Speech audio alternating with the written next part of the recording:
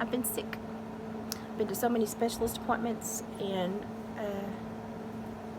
ER visits and doctor appointments, and today's the first day I felt better, but wanted to let you know that over the past 2 weeks I've worn this shirt twice and been accosted in public. Proud arborist mom has a picture of my son up a tree with a chainsaw. Now, if you read this and you read proud abortionist mom, number one, you read it wrong and you should reread it. If you feel triggered, you should reread what you think triggered you and make sure that you're correct. Number two, the context clues should tell you that the boy in the tree has nothing to do with abortion. You might want to think about it for a second. One lady I actually had a fruitful conversation with, and she realized that, you know, whether you're triggered or not, the one thing that you can control is how you respond, and you can still find a positive and a negative if that's what's important to you. If you just want to be triggered, you're just going to be triggered. But that is how hypersensitive our society is now. That a sick person in a waiting room, twice inside of 2 weeks, can wear a shirt that is absolutely as plain Jane and safe as they can be, and be accosted because of somebody else's thought patterns, emotional triggers, or beliefs. And honestly, legally, it doesn't matter as long as my shirt has not got a naked body and vulgar words on it. It doesn't matter what's on my shirt. It's my shirt. I get to wear it. But somewhere along the line, humanity in the last 2 years has decided that you can generate a response, an inappropriate response, an aggressive response, as long as you can justify your emotional trigger behind it. And thus we started critical race theory. Critical race theory has absolutely no real world application. It is an idea of how behaviors and emotions can be implemented to change the perspective on society. The whole plan is to change how people and individuals interact. Because right now, most people still understand that society is a real world where people interact physically, and that those physical interactions have more to do with content of character rather than skin color or psychosocial or political beliefs, because real life is so much more than just political ploys. But as we see more people enjoy having this emotional, this emotional castle in the sky where they can climb and feel justified and have some tantrums and justify them, that we're seeing more and more people focus on justifying their responses rather than having appropriate social interaction. Critical race theory for me is like the people that buy the 1-inch land in Scotland and now they can go around saying, I'm Lord of the Manor. Well, okay, I'm sure that makes you feel good and you have a lot of ideas and feelings about that, but how does it change anything about how you function in the world? The real world application behooves me. It doesn't. It gives you something to feel good about or to focus on or to roll over in your mind, but it may not mean diddly to whoever you're talking to. You can't get upset about that because you can't control other people's brains and their thoughts and their emotions and their responses. Unless you believe in critical race theory, and then you can pawn off how they interact with you by climbing to your little castle in the sky and justifying how you respond to them. And then the world just, falls down into madness. And we all forgot how to be nice to each other, because rather than having a real interaction with a real person that's speaking real words and having a real connection with us, we're too busy thinking about what they may have said 25 years ago when they were young and stupid, or how they may actually feel but not being, not going to divulge it, or they're looking at me the wrong way. That could mean this. It could just mean you have a fly on your shoulder or a piece of lint on your shirt. But oh, you climbed that mountain up here and you justified, and then you sprang into attack mode.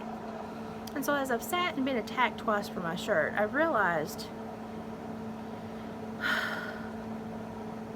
that the one time I've seen theories and theorists be embraced, it is not to generate any kind of critical evaluation on society, but to create critical judgments and interactions based off of emotional triggers that we get to create from nowhere and force on other people to justify how we can respond. Wow. Wow. How about we just say hi, and we get to know the person that runs into us without going, she's wearing Birkenstocks, therefore she must be a hippie. Well, if she's a hippie, then I know she's done pot. If she's done pot, I'm sure she's done worse. So she must be somebody I don't want to deal with. Boy, that just went, whew, we just passed up the mile marker and fled on down the hill.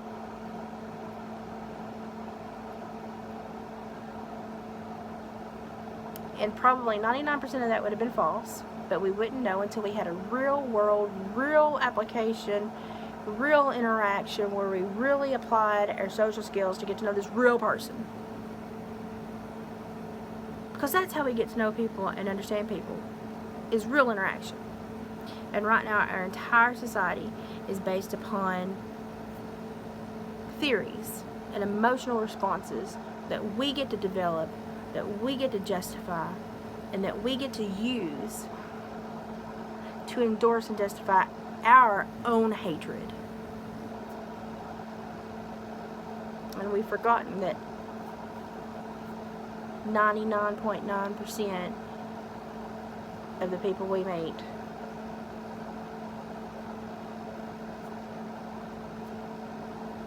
we don't think about skin color, we don't think about race, ethnicity, culture. We're just thinking about this person is in my space, I'm going to talk to them, I'm going to engage. Are they good people? Do they have a good content of character? Do they have a good compassionate feeling about them? Are they genuine?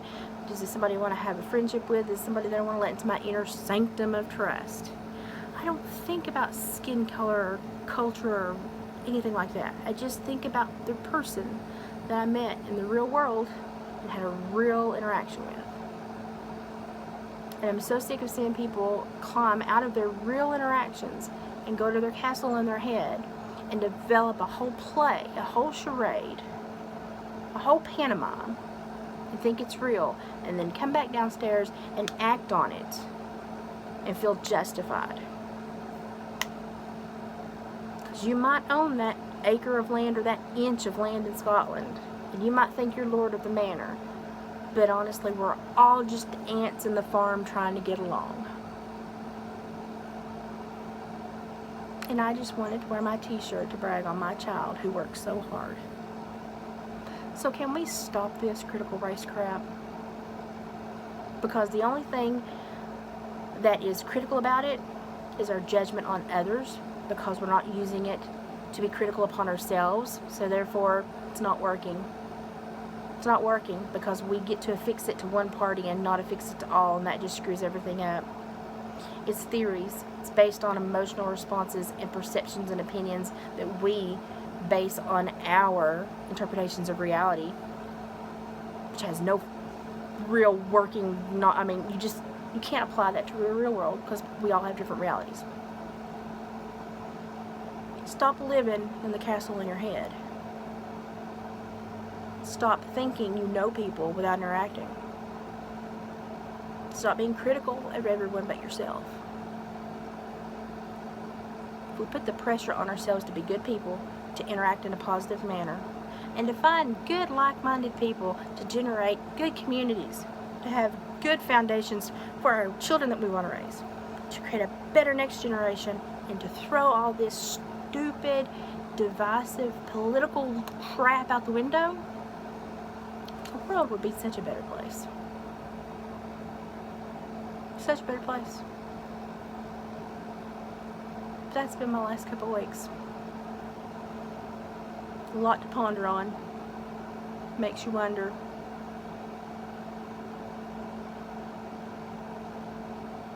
That's about it. Let me know what you think. Mama Liz out.